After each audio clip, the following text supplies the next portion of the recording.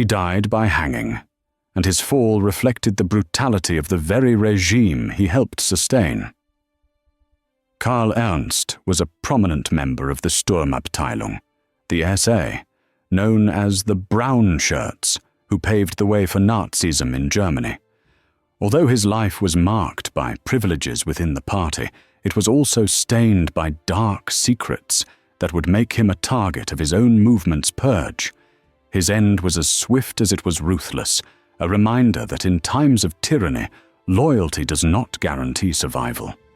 Ernst was born in Berlin in 1896 into a modest family that never foresaw their son would end up in the upper echelons of a party that would change Europe. From a young age, he showed ambition and a natural talent for organization, qualities that would lead him to stand out in the radical politics of the 1920s. His skill in strategy and his influence over crowds earned him a privileged place within the SA, where he quickly rose in rank and power. Ernst's rise coincided with the transformation of the SA into a feared paramilitary arm. He participated in marches, beatings, and political persecutions, consolidating fear as a tool of social control. His comrades saw him as an efficient enforcer, capable of carrying out orders without question, and his name began to be synonymous with rigor within the party ranks. But Ernst's life was marked by a secret that, by the standards of Nazi ideology, made him vulnerable. He was known to have homosexual relationships, and his reputation as the gay prostitute of the SA circulated in internal party circles. This characteristic, although ignored by some due to his usefulness and loyalty, would become his condemnation during the Purge of 1934, known as the Night of the Long Knives. Ernst's crimes and excesses were not as notorious as those of other Nazi leaders, but his participation in acts of political violence linked him directly to selective assassinations, intimidation of opponents, and systematic repression. The mental images of his actions include night patrols, detainees taken to dungeons, and arbitrary decisions that sealed the fate of his victims. Every action brought him closer to an inevitable end, though at the time he seemed untouchable. The Night of the Long Knives changed everything. Hitler, concerned about the growing power of the SA and the ambition of Ernst and his colleagues, ordered the purge of its own members. The operation was quick and lethal. Hundreds of SA leaders were executed without trial, including Ernst. Betrayal was the new rule, and no one was safe, regardless of their past loyalty or political utility. Ernst was arrested while sleeping in his residence. Witnesses to the arrest recount the coldness of his captors and the speed with which he was taken out of the city. There was no time for goodbyes, no possibility of defense. His fall was a message. Obedience does not guarantee survival in a regime where fear and the consolidation of power trumped everything. During his transfer to the place of execution, Ernst maintained a serene demeanor, though inside he knew that the party's justice was not real justice, but political strategy. He witnessed the terror of those who accompanied him, men and women who had also been key pieces in the Nazi machinery, now turned into prey of the very structure they helped strengthen. At this point, if you're following the story, subscribe to the channel to learn more about key figures of Nazism and the dark secrets behind their power. Ernst's trial, if it can be called that, was non-existent. The purge required no legality or explanation. Hitler's decree was sufficient. This absence of legal process reflected the regime's brutality and how even the elite could be eliminated in an instant. For historians, Ernst's execution symbolizes Hitler's absolute power over all levels of his party, from mass leaders to minor operatives. The details of his execution are chilling and swift.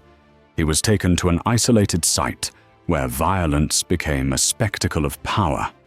Accounts indicate that the order was immediate and the execution was carried out without delay.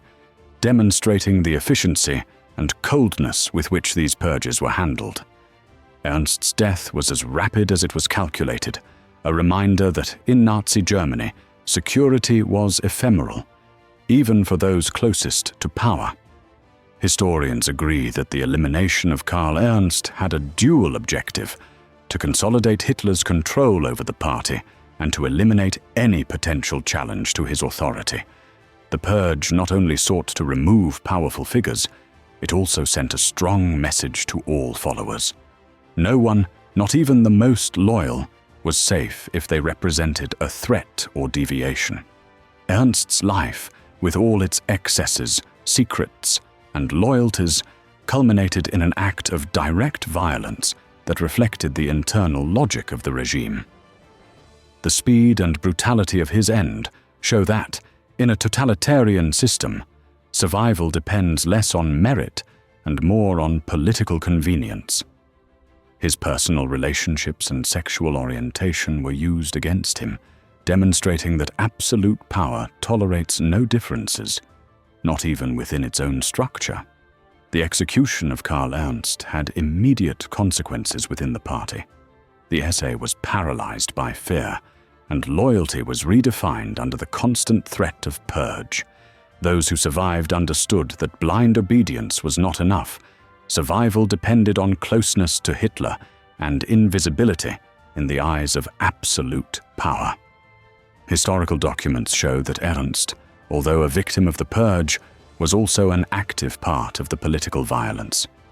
Every act of authority, every arrest, and every act of repression he directed contributed to the consolidation of a system of terror. His life and death reflect the paradox of the regime. Those who build the structure of fear can also become its earliest and swiftest victims. The story of Karl Ernst serves as a warning about the dangers of fanaticism and blind loyalty. His end demonstrates that even those who actively participate in repression can be consumed by the very machinery they helped create. His death, quick and efficient, became a symbol of the dictator's absolute power and the fragility of one's position within the party. Ernst was remembered by some contemporaries as a capable, charismatic, and ambitious man, but also cruel and manipulative.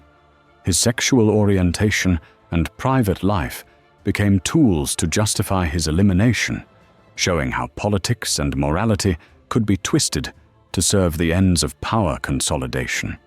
The swift execution also had a psychological effect on the rest of Germany. The purge of the SA and the elimination of Ernst showed that the party's control was centralized and that absolute obedience was the only path to survival. The message was clear. In Nazism, no one was exempt from danger, regardless of their rank, their loyalty, or their history of service to the party. The legacy of Karl Ernst is complex. On one hand, he is a figure who actively contributed to the rise and consolidation of Nazism.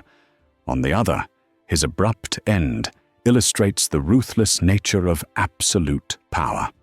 The story of his life and death is a reminder that loyalty within totalitarian systems has dangerous limits, and that even the privileged can be sacrificed for political convenience. His execution also serves as a case study on how totalitarian regimes manage internal relations and eliminate those they consider potential threats. Historians note that Ernst, although useful in his time, was no longer necessary for Hitler, and his swift elimination was both a warning and a strategic cleansing. In retrospect, the death of Karl Ernst demonstrates that in extreme politics, power is temporary and security illusory. His life, full of violence, secrets, and ambition, concluded in an act of brutality that reflected the internal logic of the dictatorship: efficiency, fear, and absolute control. Finally, the story of Karl Ernst reminds us that violence, even when disguised as order and obedience, can turn against those who wield it. His swift end symbolizes the fragility of power within systems that prioritize absolute loyalty over morality, ethics, or justice. And you, do you think his end was just or simply a political calculation by the regime? I read you in the comments. Subscribe, like, and share this video so more people can learn about these forgotten stories of Nazism.